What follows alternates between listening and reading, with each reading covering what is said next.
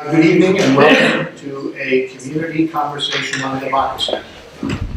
This event is made possible by a mini grant to the Warner Library by Humanities New York, whose mission is, and I quote, to strengthen civil society and the bonds of community using the humanities to foster engaged inquiry and dialogue around social and cultural concerns. That's quite a mouthful. My name is Barrett Seaman, and I am the chairman of the editorial board of the Hudson Independent newspaper. We're pleased to partner with Warner and our good friend Petry. Are you here? Who anybody who lives in this town knows runs the show here. Democracy is a big, sprawling topic that has been hanging around for some 2,600 years. It roughly translates from the Greek to the strength of the common people.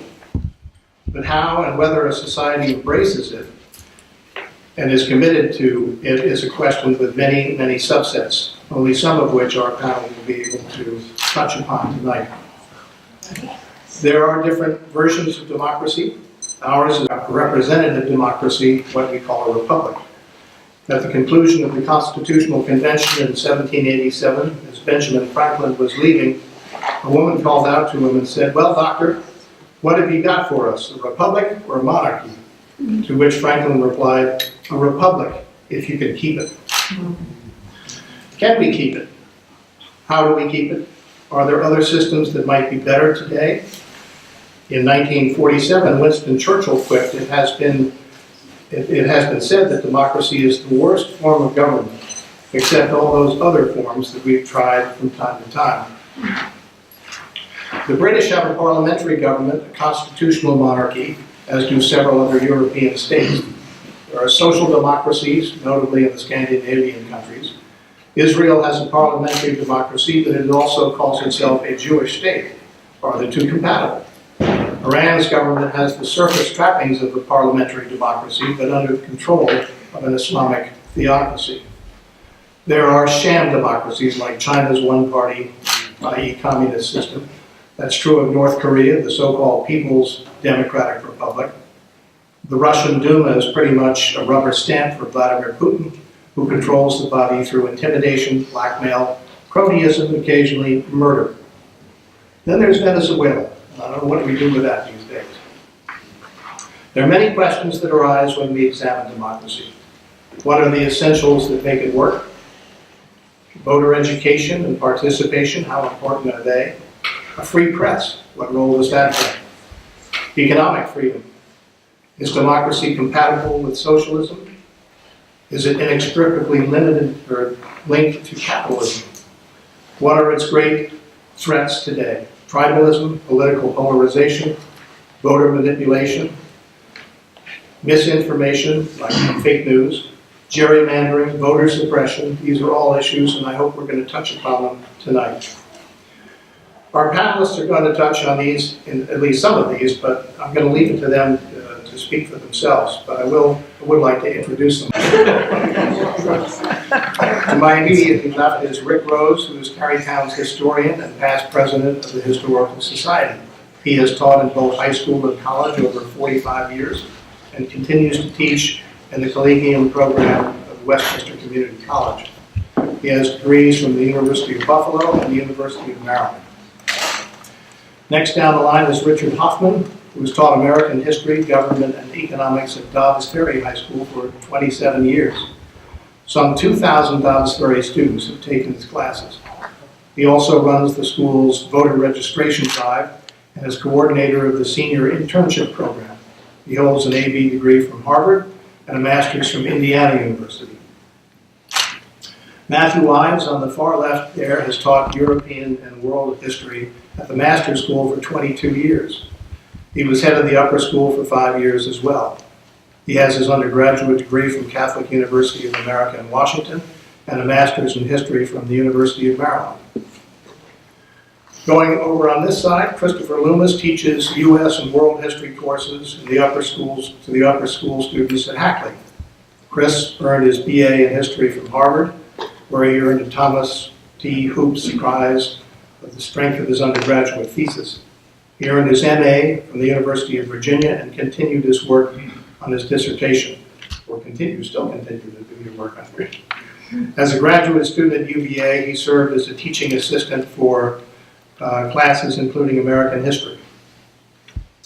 Next is Jessica Hunsberger, who has taught social studies at Sleepy Hollow High School for 24 years and currently chairs the department. For 20 of those years, she has taught AP Government and Politics. She was a political science major at Colgate University, where she participated in the Semester in Washington program. And at the far end of the table to the right is Isabella Calix, our one senior at Sleepy Hollow High School. Isabella is an active member of the Rho Kappa, the National Social Studies Honor Society, and according to the department chair, who's I think sitting next to her, she is an outstanding student in the AP Government and Politics class. She will be attending Smith College in the fall. So we'll start out with Rick Rose. Good evening. It's a pleasure to be here tonight and participate in this august event. My area of inquiry tonight is voter registration, which could raise the eyebrows of many people these days, as we see that voter registration has become a more controversial issue. I think we should realize that voter registration is the way in which the individual gets an opportunity to participate in a representative democracy. Of course, it's a screening process, and we've had this screening process of who can vote for a very, very long time. If we go back to the original days and remember the early days of the Republic, property qualifications were mandatory for people to vote. So if you were not a wealthier person in the community, your ability to vote was not present. You didn't participate. So the democracy was a very limited democracy. Of course, the founding fathers saw in their wisdom the need not to legislate who could vote, but to leave that entirely up to every state. And we have the same plan today, except for a few general changes that have come in through amendments by the federal government. So every state gets an opportunity to determine its own qualifications for a voter. And believe me, they do vary, and the more I have looked at it, the more they seem to vary. Naturally, you've got to be a citizen of the United States, and you need to be a resident of the state in which you are voting in order to participate. But for a very long time, our only voters in this country were adult white males. That does not speak well for a democracy, but we have to realize our democracy was beginning. It was a growing democracy, and I can show you a little bit along the way how we did expand it as we made voter registration a more positive experience for more people. You might remember that after the Civil War, there were 3 amendments. These 3 amendments ultimately allowed blacks the right to vote. We do know that during Reconstruction, blacks in the South did vote. However, we know that that lasted but for a short time. When Reconstruction was over, states established all kinds of voter restrictions. Among them, you might remember learning about literacy tests and the poll tax and the grandfather clause, all of which made sure that African Americans who were newly freed were not going to have the right to vote in southern states. We don't find very many of them voting in northern states either. Women's suffrage was always a question. And of course, women pushed hard, and ultimately, starting in 1848 with the Seneca Falls Convention, were able to push the idea through to some states in an early phase. Right after the Civil War, Colorado, one of the first states to allow women the right to vote. Certainly a leader, but the rest of the country didn't follow suit until after World War I and the passage of an amendment. And then we have a long break before we do much else as far as improving situations for voter registration. The civil rights legislation helped get minorities and African Americans into a voting pattern. However, the registration process was still very, very difficult. You might remember the Freedom Riders and all the difficulties they had in trying to get people registered so that they would have the right to vote. We did, however, with the help of the federal government, get to the age of 18 as the voting qualification for all men and women, and all states had to abide by it. Prior to that, we had scattered ages from 21 down to 18 who could vote. Now, at least, we were at a common age requirement. Voter registration rules are difficult because there are always limitations that are put in there. The registration requires that someone must register to vote at least 30 days before the election occurs. Now, this is a very difficult thing to do unless you have been a resident of your community for a long time. If you are a new arrival, you might have difficulty getting that registration in time for the election, and obviously, if you don't have the registration completed, you are not going to vote. Some states have expanded registration, which I think is important for us to understand. And New York has been involved in that with mail-in registrations, in-person registrations, as well as online registration. However, that doesn't cut it for everybody because it's still difficult for many people to get to registration. It's hard for them to accomplish it. The online registration, people think, is the answer to all of our prayers. I don't think it is because many minority groups don't have an access or the skill or the knowledge in order to be able to process that unless they can get to maybe a library where someone could show them how to do it. So it creates some issues. There are some states which have same-day voter registration. New York is not one of them.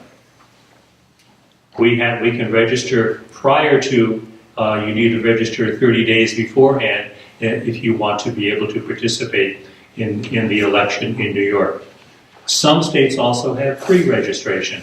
In New York, you can register. Many of us who are high school department heads organize registration drives for our students, our graduating seniors, and have them pre-register so that they would be able to participate in the upcoming election.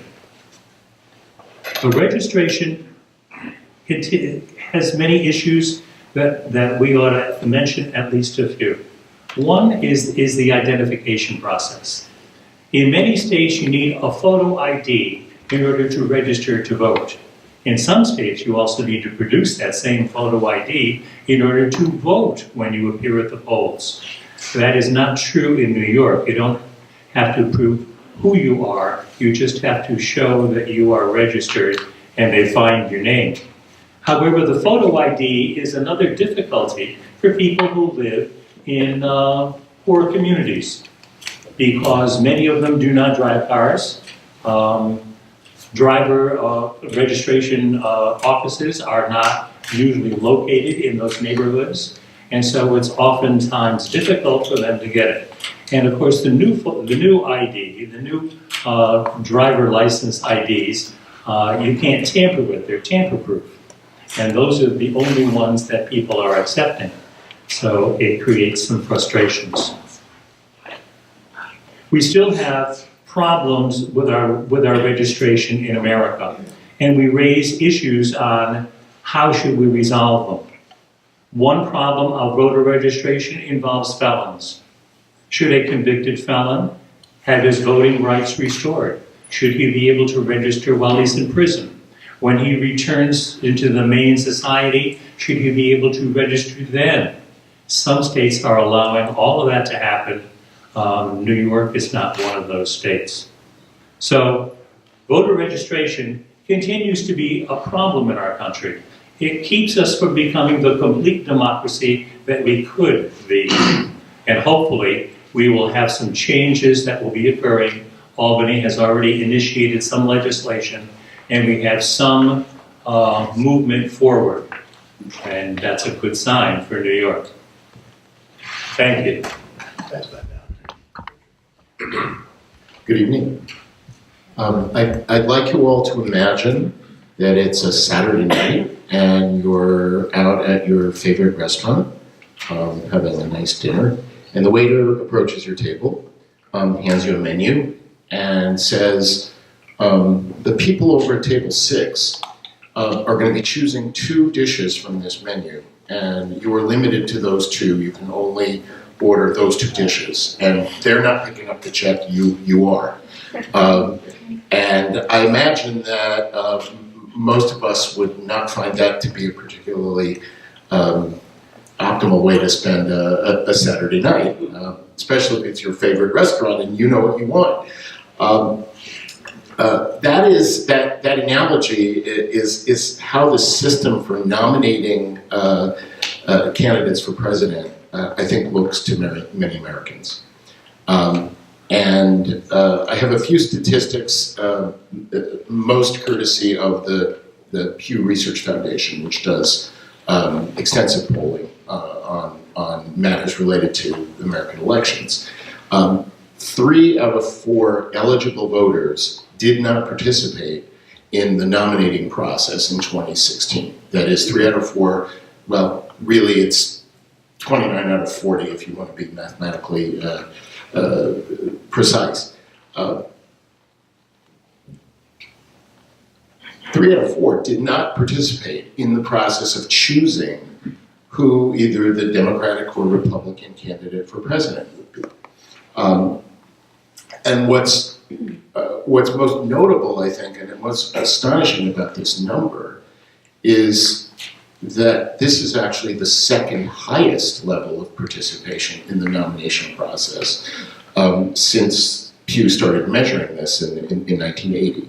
Only in 2008, the Obama-McCain election, was there greater participation in the nomination process. And there, it was a little over 30% of Americans participated. That still means that 7 out of 10 Americans are not participating in the nomination process.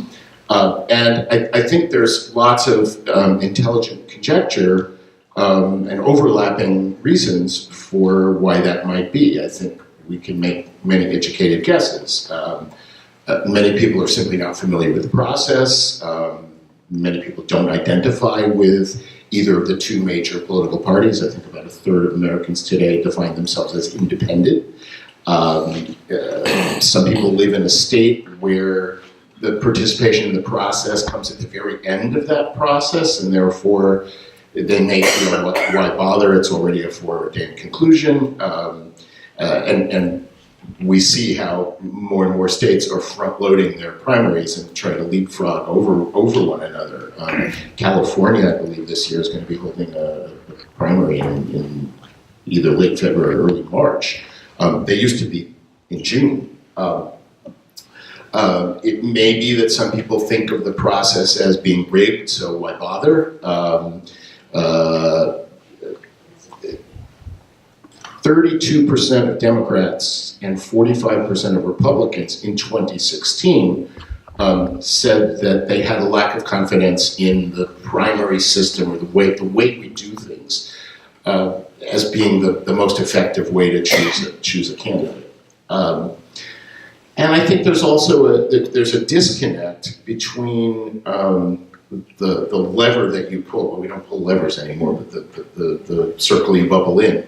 And the actual nominee, that it isn't always a straight line.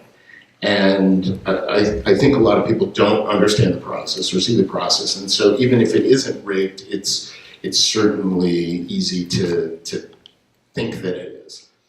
Anyone who wishes to influence the outcome or wants to reform the process needs to know how it works.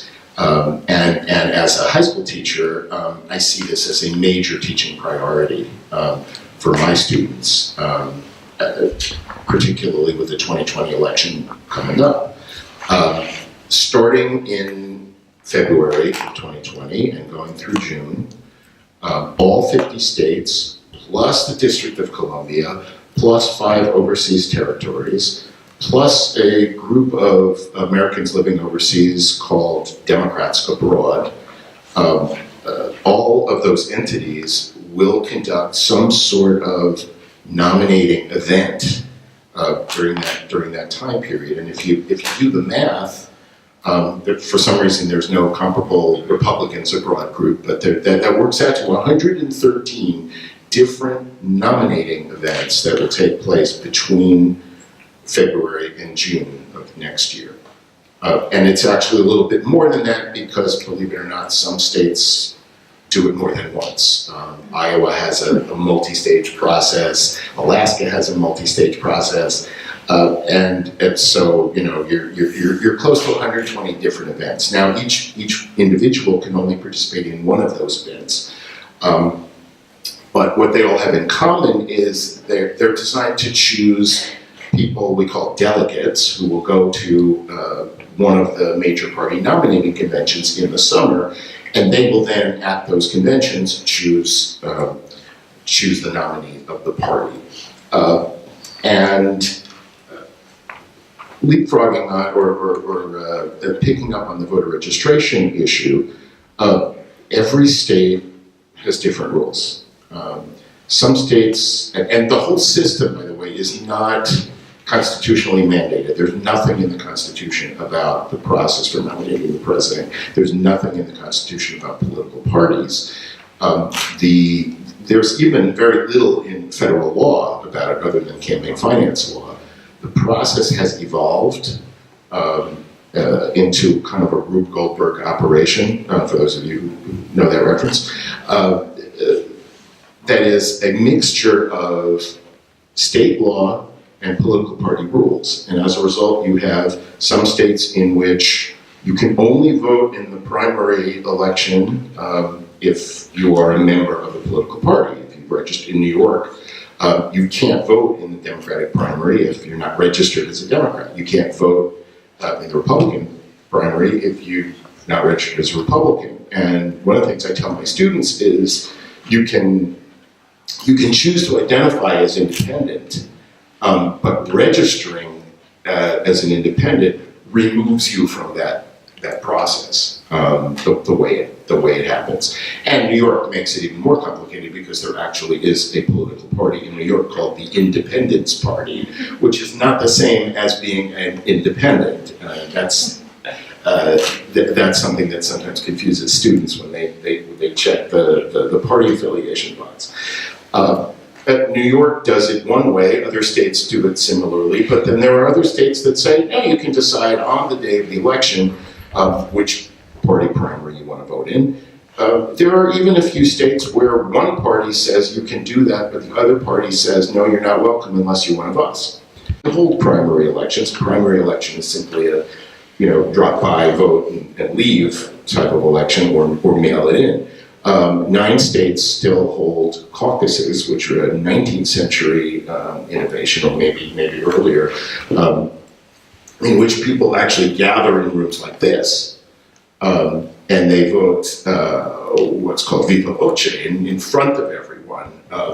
All in favor of candidate A, raise your hand. All in favor of candidate B, raise your hand. And so you're voting in public. And that's a process that involves several hours of someone's time. Now, you can't just drive by, vote, and leave. And then the process is even more complicated in that they don't all have to be the same. Certainly, intelligent minds can debate the value of the system. But as far as students are concerned, I think knowing this process and being familiar with this process is the first step before you can even begin to decide how do I change it, how do I fix it. Democracies have a tendency to vote themselves out of existence, and that's something that it's an oxymoron. I don't know exactly how to resolve that. But the example of France, for example, twice in the 1800s they voted for emperor. In 1848, France, which was the first a real election that had universal male suffrage, and there were no restrictions based upon income. Overwhelmingly, the monarchists and the Bonapartists won. So you had a massive turnout. Lots and lots of people in France voted, but they voted against the democracy.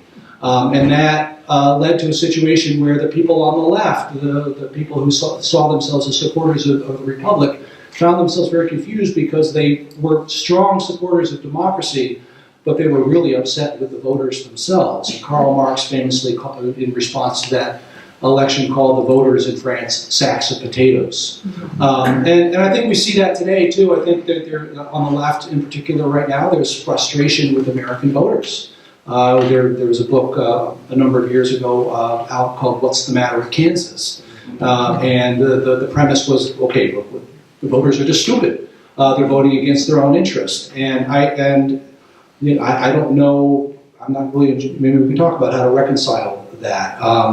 My research was about how France became democratic, and one of the themes was that there was an immature electorate. This is something that you see that, voters just aren't ready for democracy. There's not, they haven't yet been educated. And I sort of drifted away from that idea. I don't think that electorates are immature. They're not ready for democracy. I just think that there's nothing that voters don't necessarily inherently see the value in democracy. When they're making their choices about how they want to vote, they're much more interested, I think, in practical concerns about their standards of living. They do want freedoms, and I think in an ideal world, when things are going well, they tend to choose democracy, but not always. I think probably the most recent time that we're probably more familiar with would be the 1930s, faced with the Great Depression in both not only the United States but in Europe. Many people turned away from democracy because it wasn't working, quite honestly. The democratic systems that were established in Europe after World War I were parliamentary. They tended to have, they're not all the same depending on where you were in Europe, but they weren't two-party systems, and they fell into gridlock. And you had a situation where in some places 75% of the populace was out of work and the government wasn't doing anything. And in that context, democracy didn't seem like a very attractive choice. And I'm not going to read, I have a long quote here from Mussolini criticizing democracy. That wouldn't be surprising to you, but I was reading the other week, and I was really struck by this quote, which is from an American. And I'll finish with this, and the quote is, "Benevolent despotism has greater possibilities for good than democracy." And then this person went on to propose that the United States, too, travel, quote, "along the road which leads through constitutional change to the authoritarian state." And that was George Kennan in the 1930s, who was he constructed the containment, and I actually don't know all that much about him. Actually, Chris probably knows more about him than I do. But anyway, so I guess the point is that I personally think that's a real danger right now, that there is a tendency for voters in the face of emergencies, either real or imagined, to turn towards authoritarianism and vote for authoritarian figures. I think you want Chris a chance to respond to that, right? You don't have to. I don't know, maybe you don't. I think, isn't there a new biography of Kennan out? I think one of the major points is that he spent his whole life talking about democracy and defending democracy against communism, but in his personal life was deeply skeptical and contemptuous of democracy. I think there's a lot of people like that. Would you speak up a little? Yeah. Sure. So my task tonight is to talk about the internet and democracy, and I'm going to try to do something that we have a difficult time doing on the internet, which is to speak reasonably. And before I start, I just want to point out a couple of tendencies that we have in thinking about the relationship between technology and democracy. The first is just what I mentioned before, to speak in extremes. We seem to be, as a society, incapable of talking about the impact of technology and democracy in anything other than utopian and dystopian terms. And the internet didn't invent this. If you go back to the 1920s, you see people talking about the potentially transformative or catastrophic effects of radio. Ditto the late 1940s and 1950s when you see public discourse on TV. And the second one is a tendency, and I think a mistake, to talk about technology within a deterministic framework. In other words, the internet does this to us. And I don't want to dismiss the disruptive and unintended consequences of innovation, but I also think it's useful to remember in these discussions that humans create technologies and shape them to their own ends. So I think it's important for us to remember our own agency at all times when we think about how technology is going to reshape the democratic system. So one of the coolest things that I get to do at Hackney School is to teach an elective course on media history and culture. And that's a course that I usually get juniors and seniors in. So I spend the year sort of tormenting them with difficult questions on just this issue, on the relationship between technology and media and democracy. So I'm going to use my privilege with the mic here tonight to put some of the same questions that I asked them to you and let you guys grapple with that. So I want to just kind of introduce three sort of areas of discussion that we might seek to pursue in a little bit more depth. The first has to do with public discourse. So what the internet means in the most basic fundamental terms is that we get more information a lot faster, sometimes even instantaneously. And so my question on that is, how can we put that technology, the internet, towards creating a more substantive and inclusive discourse that gets citizens the information they need? I think is something you're also going to add on to.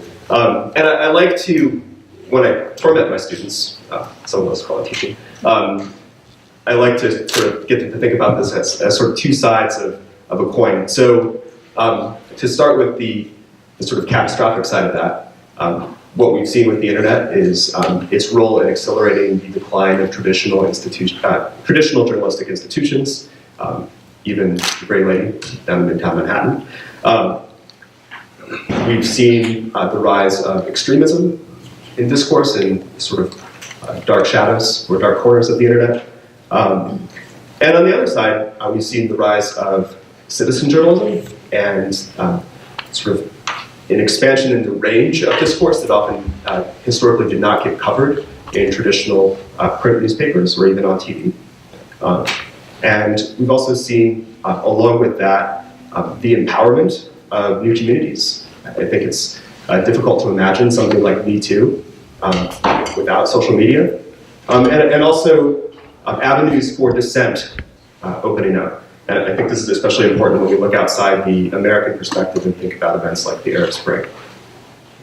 And the other thing is that we can think of the internet as sort of the culmination of a long-standing historical tendency, which is the push towards instantaneity, trying to get information a lot faster. And most of us assume that's a really cool thing.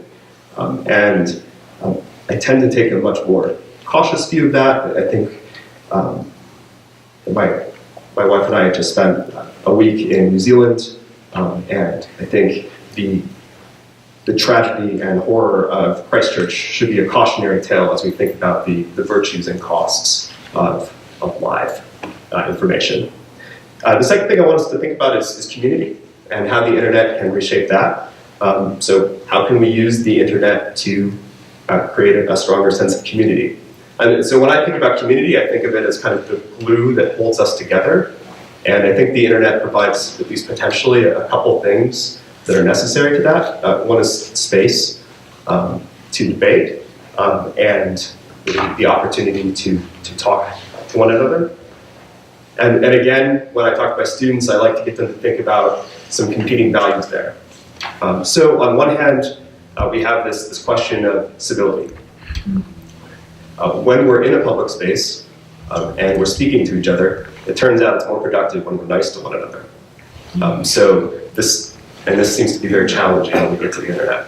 So when we think about sort of how we occupy that space online, I think my students in particular have a great deal of skepticism towards anonymity and privacy on the internet. And I'd just like to push back on that a little bit and get us to think carefully about the value of anonymity and the kinds of communities who might not be able to exist in a public space without that kind of shield. So I think they both have value. And the last issue I want us to think about is, I think, the most controversial, and that's simply put, power. Who should control communications technologies like the internet? One of the things that makes American media truly exceptional, when you look at kind of the global context, is the extent to which American media developed in private hands. American media is the most thoroughgoing social media in the world, as far as I know. And for the most part, in our public discourse, we've assumed that's a super good thing. The idea there basically being that the market will facilitate a free and wide-ranging exchange of ideas. And sometimes that works, and sometimes less so. And just, all you have to do is read the Times and its coverage of Facebook and the various regulatory investigations going on there to be skeptical of the virtue and public purpose of some of the folks who are in charge of major social media corporations. Right? Facebook has about 2.2 billion users, I think at last count. And we should remember the guy in charge of Facebook got his start on the internet with a site that asked Harvard undergraduates to compare the relative attractiveness of their classmates. So, and this is the guy who's in charge of our social network. Keep that in mind. So right here in ours, it's good. And when we think about power, I think we should also think about government. And when we think about government in relation to media, we usually think of scary things like surveillance and the constriction of free speech, and surely those are issues. Also want us to think about the potentially positive effect of regulation. And something that really hasn't come to fruition on the internet that we did see develop with radio and television, which is the emergence of a vital and robust public media system. So we go last because I think we've got the answers to everything everybody's been talking about. And I know we have a lot of teachers in the room and we have students in the room, and so to me the answer is public education. And that first word might be a little controversial on this panel too, so I don't know if we'll get into that. But I was thinking about the history of the relationship between democracy and education. And it's interesting because actually George Washington in his farewell address, we always talk about neutrality and warnings against political parties, but he actually mentioned education in his farewell address. And he did say that, I'm going to do it back and forth with my glasses here. He did say that he advocated for public schools that would teach students to value their own rights and to distinguish between oppression and the necessary exercise of lawful authority. Thomas Jefferson talked about education. There was the common schools movement in the early 1800s, and then of course Horace Mann is considered to be the father of the beginning of real public education. But I think what I wanted to talk about today is, it's interesting, lately there's actually been debate about democracy versus republic in states across the country. And so what is democracy? So, you know, we started tonight and we said that representative democracy, we have a republic. And what does that mean? Because the way we define it also influences how we teach students to participate in it or to comply within it, right? So are we only teaching students these days, you know, there are schools of thought that we need to teach students to know their rights, understand the Constitution, know the process, the burdens on the individual for registering to vote. So I can teach you how to register to vote. I can register you to vote, right? I can teach you about the primary process or the caucus system and the flaws with it. But when I was doing some reading, an old classmate of mine who is a professor of educational leadership, she came up with a new term which is called deep democracy. And the definition for deep democracy is, she talked about that schools have an important civic role in cultivating in students the habits and dispositions of citizenship, including how to access information, determine the veracity of claims, think critically, research problems, ask questions, collaborate with others, communicate ideas, and act to improve the world. So that's a much bigger definition of democracy than what we traditionally say. And so what does that look like? And so I did some thinking about that. And what does that look like in our curriculum? It means that we have an active curriculum that is inquiry-based and student-centered, where they're asking the questions they're making the discoveries, and a lot of us, we know that and we do that. For pedagogy, it means that it's about problem solving, and for the organization of school structures, we need to have systems in place where students are developing habits of responsibility and social engagement.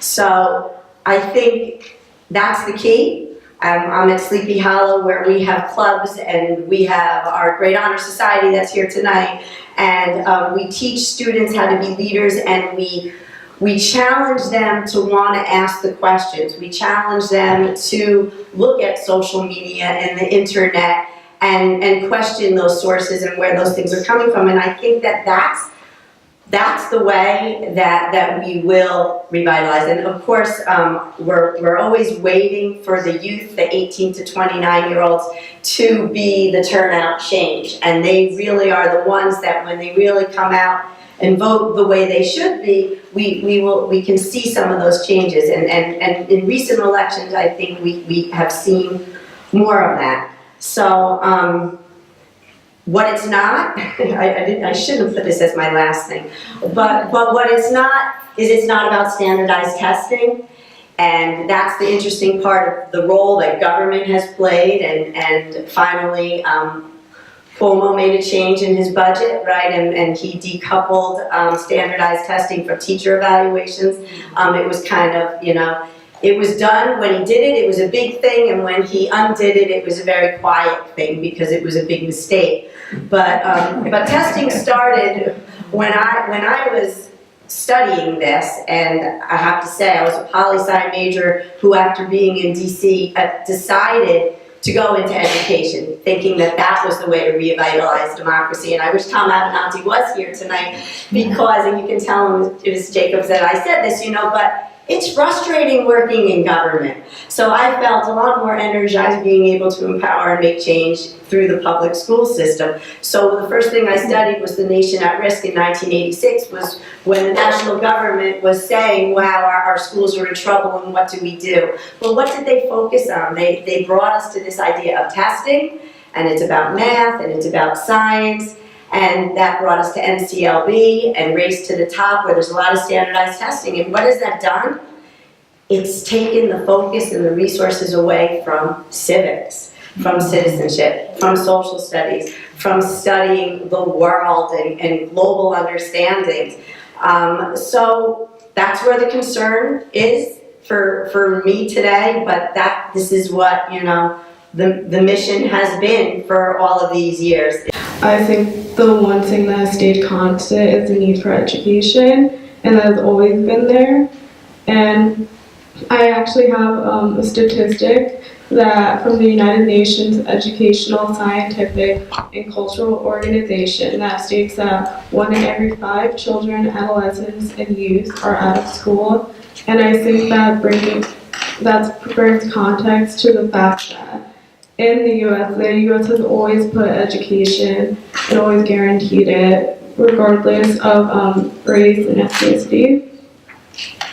And additionally, I think that, especially in your class with Huntsberger and AP Government, you have taught us that with every issue and every conflict we come across, that you have trained us to step back and say, what does this tell us about our government and about our democracy? And I think that's really going to help the new generation of students evaluate problems and problem solve and solve the problems that this panel has been talking about. And I have a quote here that I think sums up the goal for students and the future of education. It's from Cesar Chavez, a Mexican-American farm worker, labor leader, and civil rights activist. And the quote is, "Once social change begins, it cannot be reversed. You cannot uneducate the person who has learned to read. You cannot humiliate the person who feels pride. You cannot oppress the people who are not afraid anymore. We have seen the future, and the future is ours."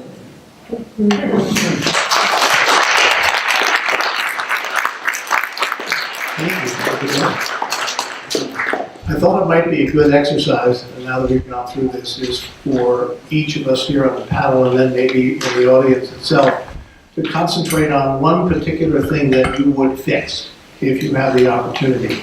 And since I have the mic, I'll start. What I would fix first in our system is what we call gerrymandering. The process of politicizing who gets to vote in what districts, congressional districts in particular.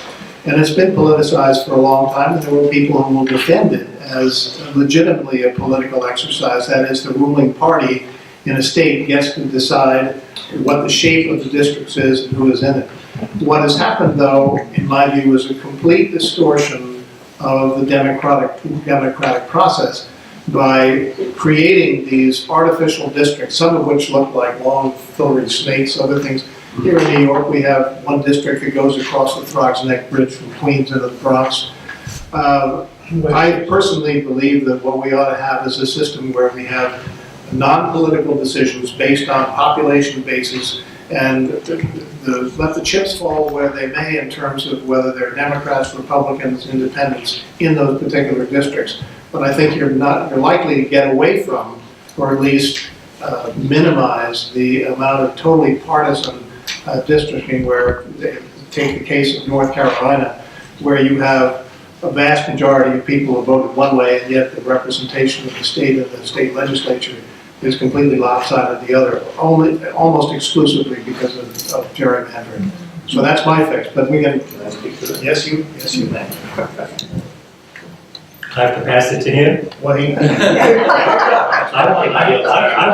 wanted to give my own fix. okay. And I didn't want to talk about gerrymandering because I thought you did a great job. All right? But my fix would be back to voter registration. I think people ought to be able to walk into an election station and be able to vote that same day. So same day registration would be the way in which we could fix it, so a lot more people would vote. And maybe if a lot more people voted, things would be a little different than they currently are in many places around the country. I fell upon this stat even though it's a little old. In 2010, in our own state, 47% of the people between the ages of 18 and 24, our new youth, right, were registered. 47%. That's not good.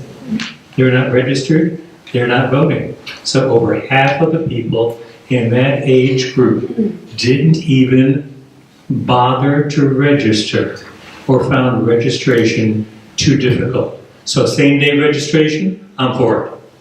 Thank you. You're on. When I was teaching in Dobbs Ferry, the boundary line between, because of gerrymandering, the boundary line between the 17th and 18th congressional district ran right down Broadway. And if you lived in Dobbs Ferry and you were on the opposite side of Broadway, you were in one congressional district. And if you lived on the riverside, you were in a different congressional district. And I actually learned this after marking a bunch of students' papers incorrectly when I asked, who's your congressperson?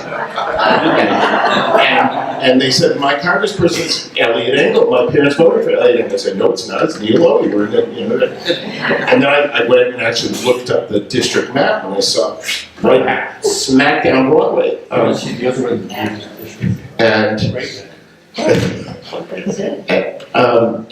Cumulative voting actually allows for the combination of districts into much larger districts, and in a way that states could actually virtually reorganize themselves. Yeah, more people voting is great, but I want to make sure the people that are going to vote are doing it the right way. And so I don't want to say too much about it, but I think it's really, really important that we teach critical thinking skills so that when you're going out and making a decision about an issue or about a candidate, you can maybe figure out what the truth is or what your truth is in a way that you're not being led by the nose, which is what it means to be a demagogue. It means to lead people by the nose.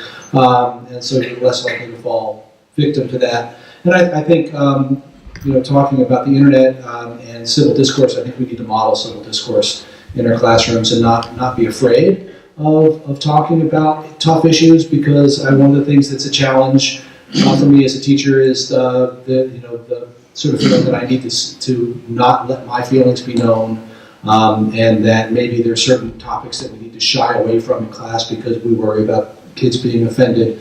And I think those are real concerns. But I think that there are ways that you can have real conversations about very, very controversial topics that don't devolve into people screaming at each other and making personal accusations. And we, as the adults in the room, need to model that for our students. And those are the two things that I would like to say. Back to this side.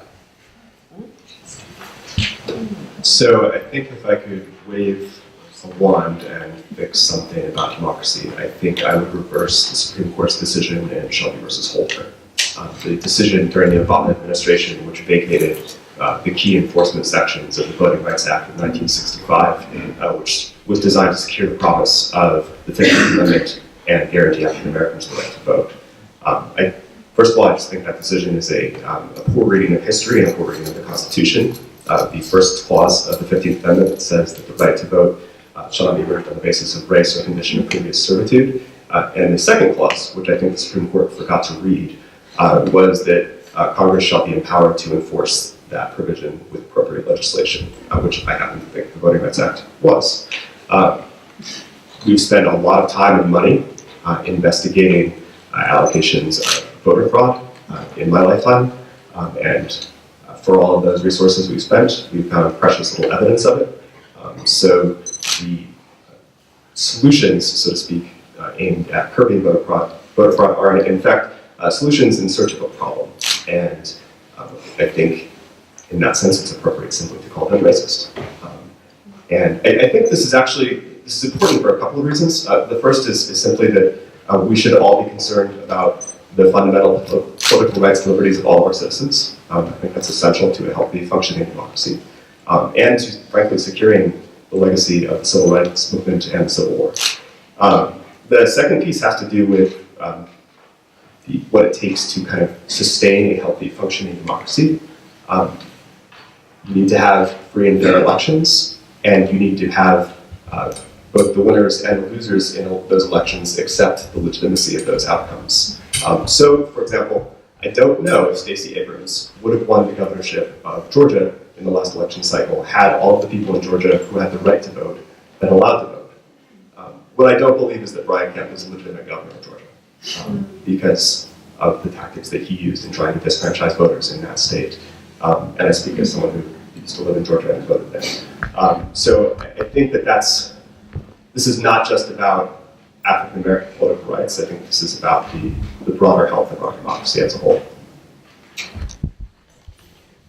I think my vote in terms of changing something in our political world, it would have been gerrymandering as well.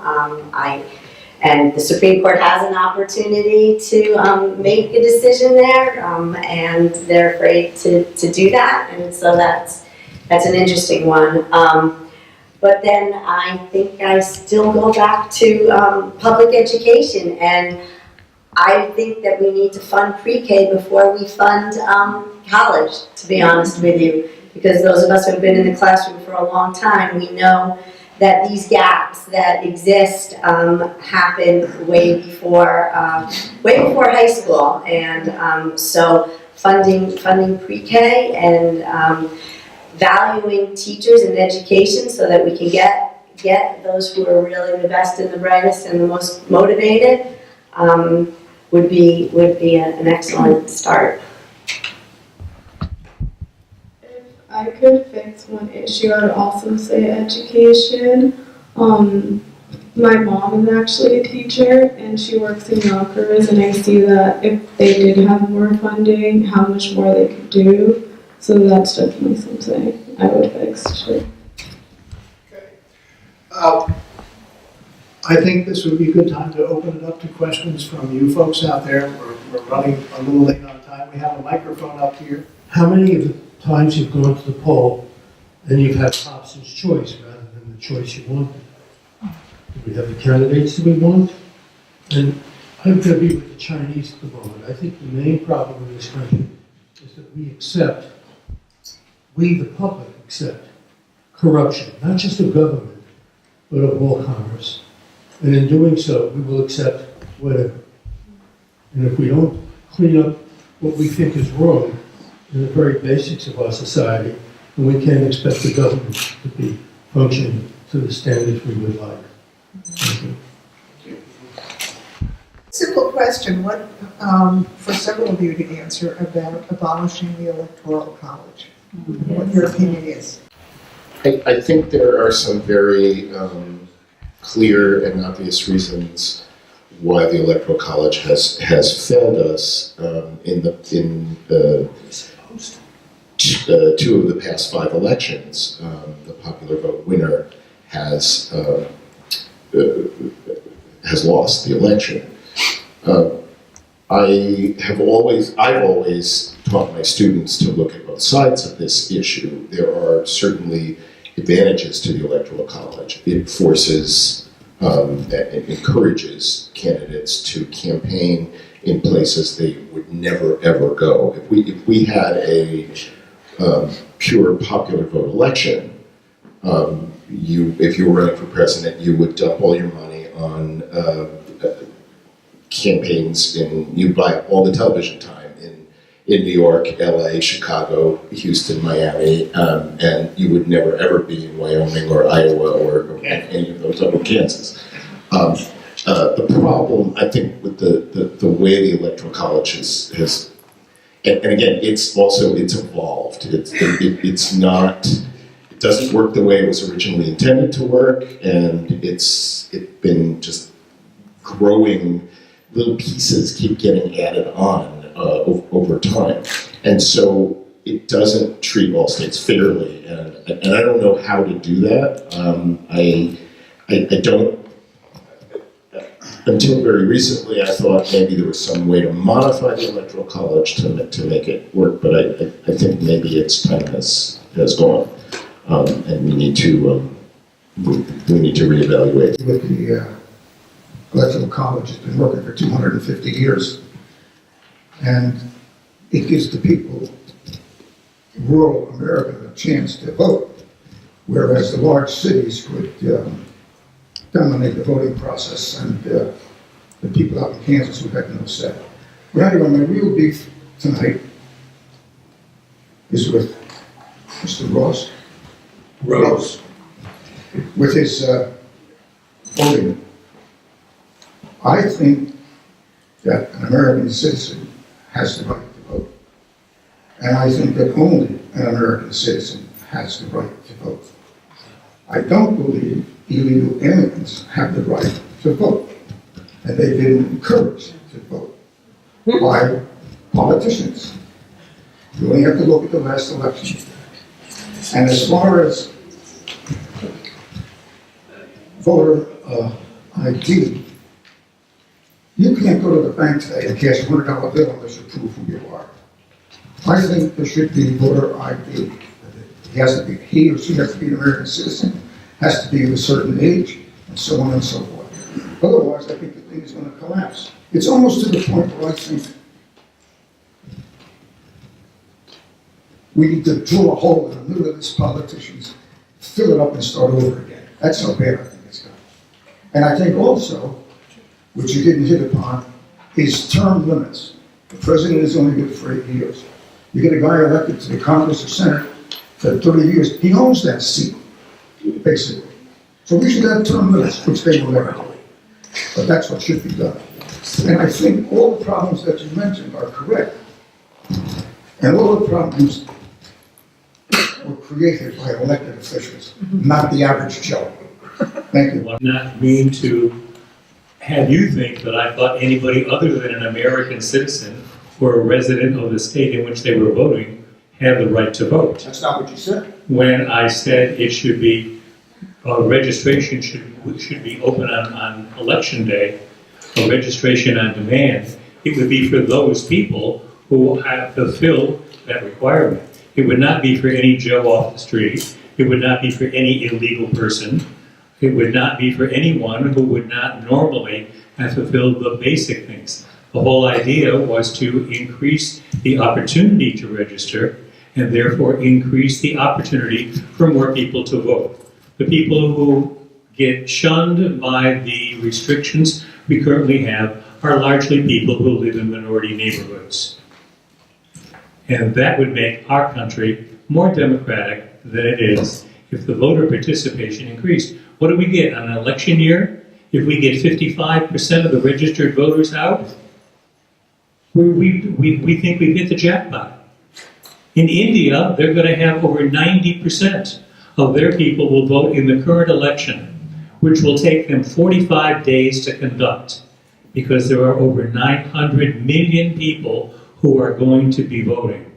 My son just came back from India. He gave me all those stats, so they're on the top of my head. All right? I think you and I are on the same page. I don't think so. Oh, okay. But, and I don't want, I'd let somebody else talk, but, I just don't know how to express myself. I just think voter registration is important. I agree. Oh, yeah. And to vote for a candidate is important. But you must prove who you are. And as far as you're saying that somebody from rural America is not going to come into town to vote, I don't think that's true, because if he's running his tractor and it breaks down, he's going into town to get it fixed. So he can go into town to register to vote as well. That's my opinion. Okay. So thank you very much. Thank you. Other questions? We have other questions. Oh, yeah. I do agree with this gentleman about Oh, very good. making it easier to vote, cheapens the vote.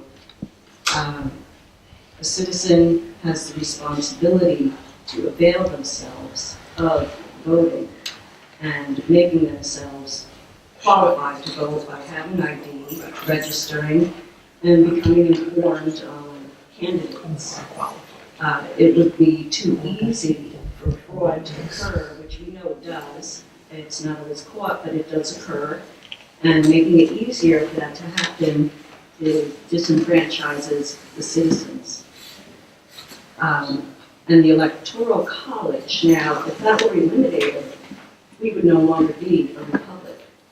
We would become a democracy and basically be ruled by the two coasts.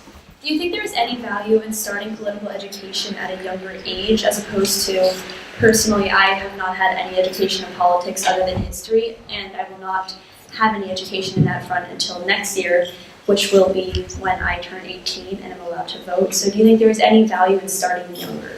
That I was going to mention is this great new social studies framework that New York State adopted. So unfortunately, you guys who are 11th graders and 12th graders, you didn't experience that. But there's the whole new social studies curriculum. One of the pieces is taking informed action. So I do think that it is starting much sooner, at least in New York State. And so that's one of the things that the word that is hanging out that they're known to say is that we have a federalist system, right? So that's why our founders from the very beginning have been, we're always concerned about looking out for the interests of the states, almost even more than the United States. So that's why we vary with voter registration. That's why we have single-member districts, so that a rep will represent their district. So if you get rid of that, then you're losing that as well. So federalism plays a big part, those of us living in New York State. When it comes to education, though, I think that actually we are headed in the right direction, because the new curriculum, I think students are being exposed at a much earlier age, not just to what does the Constitution say, but how do you take informed action? How do you look at different opinions, and how do you problem solve and support your claims with evidence? That's an important part of it as well. A few people said a few things about how the districts are kind of a little bit unfair. But in some countries like Germany, in their Bundestag, everyone just votes and the party makes a list of people then put in there. But then representatives have no connection to the people, really. So is that like a okay sacrifice to kind of make for a more fair system? I don't know, I think it's nice to have kind of a connection, but... Well, that could be said of the British system as well. Or members of parliament are sort of placed into individual districts regardless of what relationship they have to that district. Anybody want I think that every one of these questions involves trade-offs. I think Winston Churchill was right, and I'm not sure that there is a perfect system. But you're absolutely right. If you single-member districts have advantages, pairs have disadvantages. And I think we have to know what the trade-offs are when we make these decisions. I think that's what's most important about this. And I agree, dismantling the Electoral College, it involves trade-offs. And we need to think about what those trade-offs are, and whether we're willing to give up one thing for something else.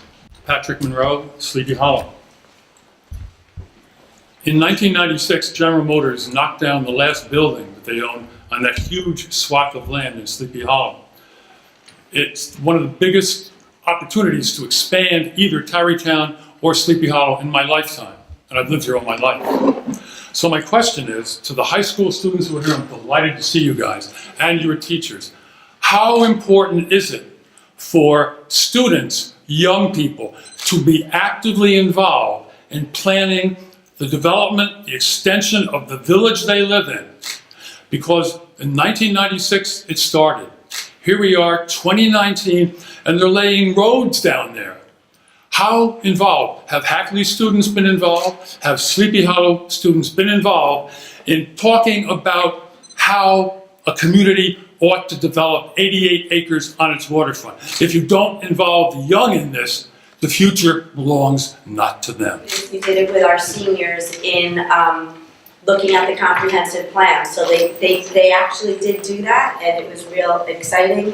We also try to do partnerships with both village administrators, because they do have a goal, which is to have our young people come back, live in the community. And so, I have a student right now who's interning, with the village administrator in Tarrytown. So we do try to build those partnerships, but they reached out to us, to both villages, in terms of their comprehensive plans in the future. So, and the kids really appreciated that and had some great ideas. Anyone else? Any other? Yes. Is it true that the Electoral College were to be done away with? It really only determines the presidential election, correct? So if that were to be the case, and the presidential nominees were forced to focus on more highly densely populated areas, which tend to be a little more progressive, a little bit more, diverse. That there's the subject group, right, tends to represent a little bit better the vast majority of the individuals living in this country, and then allowing for take away gerrymandering, and you have state residents better able to represent their representatives who will be in the other branches of government. Is that not a decent trade-off, or is it really a concern that rural Americans will never be able to win, that their party will never be able to win again, or will it be able to kind of better represent a mix of the people who live in this country? A lot of that has to do with how much authority you want to give the executive branch of government. If the Electoral College were eliminated and you were electing your president and only your president by popular vote, wherever it is, and you have a presidency that is enormously powerful, that can really screw things up. But you do have a Senate that is modeled on more or less the basis that the Electoral College was supposed to be, that is representation by states, and you've got a more stable system there where people in Kansas and Wyoming and elsewhere are going to have actually a larger representation, but that's a balancing factor of that. So, but I think it'd be worthwhile for everybody, particularly the students here, to start thinking about ways in which you would fix that. It's not an easy fix, as I think it's been clear here tonight. Anybody else jump in on that? No. Do we have any other? Yes. Citizens United. That's gotta go. There's a quick fix. In South Africa, one person, one vote worked. Nelson Mandela became president. And my third thing is for Chris. Net neutrality has not been a glamorous issue that people get all excited about, but it will and is starting to control the flow of information. The corporate interests will decide who gets to read, see, work, interact with what. They can squash the little guys. For internet startups, it's not a good thing. So can you explain to people? So this idea of net neutrality, which is basically the idea that we should treat the internet in law much like we have treated historically, for example, like telephone lines, which is to say that the people who bring you the internet should sort of have a, well, they're sort of like traffic cops. They're not kind of giving Maseratis a break over the Ford Fiestas. So this is something that goes way back. I'm not a super fan of the FCC's decisions in my own personal politics. I think just a couple points are worth noting here. Historically, the FCC has not been an especially aggressive or effective regulatory body, so the most recent regulators fit pretty well within that historical tradition. In fact, if you go to the origins of the FCC and even its predecessor, the Federal Radio Commission from the 1920s, most of the guys running the show there had direct connections to the industries they were charged with regulating. And that goes from the commissioners all the way down to the engineers.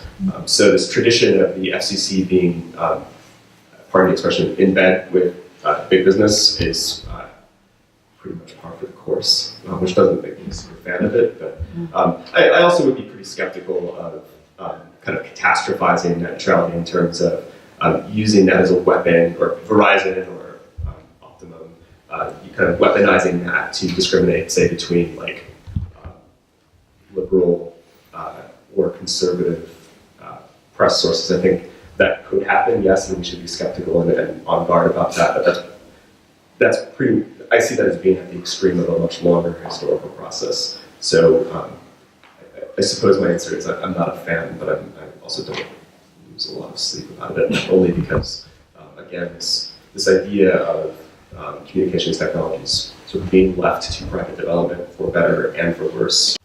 Other questions? Just have a question. To piggyback on what George said, if I think about our government in Washington, the single biggest problem we have right now is partisanship and party affiliation over love of country. And I think the only way that that's ever going to be fixed is to have term limits.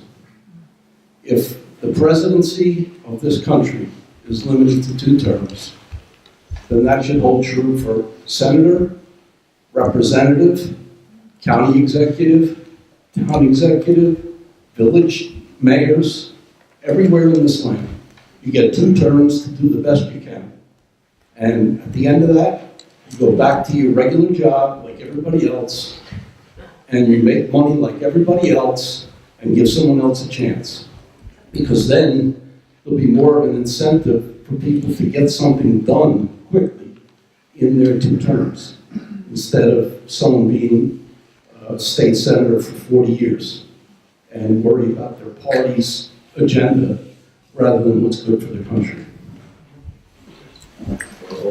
So when we think about the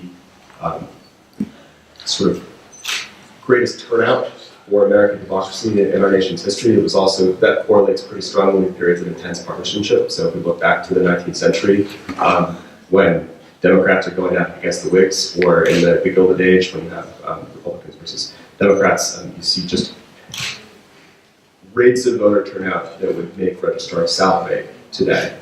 So perhaps one benefit of partisanship is in mobilizing voters to go out and actually participate in politics. The other thing I just want to point out is that I actually happen to be kind of a fan of partisanship, and I think that's because I'm sort of a sap in that I think I support civil discourse. I think when people, when we attack partisanship, it often comes from a place of cynicism. And I don't want to put words in your mouth, sir. It often comes from a place of cynicism, which is to say that there's nothing worth fighting over. And I think it's really worth thinking critically about what it is that's causing that right bar. And I happen to think that the team I happen to support is fighting over some real issues. And therefore, I actually don't really mind, because I want my team to go out and fight for those things. And that's also incidentally what drives me personally to the polls every election cycle. So that's not to, I just think it's worth seeing the issue sort of in full perspective, that there's other ways of looking at it too. Well, the discourse is important. So if there are term limits, you know you have a restricted period of time where the talk is over, we put everybody in a room, and we get something done. Just want to point out as a history teacher that we tend to, I think, over-romanticize some golden age when congregate politics was free of partisanship. If you look at the campaign statements made by Thomas Jefferson and John Adams in the election of 1800, and these are men who were close personal friends for much of their life. The things that they said about one another, the things that their campaigns said about one another would make the two candidates in the 2016 elections hair stand on end. What Adams and Jefferson accused each other of, much of it would be unprintable today. And to think that there is some golden age when everybody just all got along, and the founding fathers were just as vicious as today's politicians. And so I think we need to remember that we've lived through many periods of hyper-partisanship when things actually have gotten done. I think we're out of time. This has been a really good conversation. I want to thank everybody and the panel members for coming here and having this discussion. There are some refreshments in the room next door, so we can continue conversations there. But Maureen, thank you for everything that the library has done, and it's been a great reading. Thank you.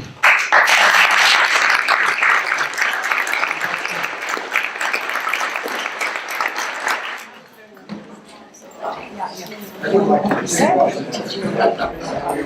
yes.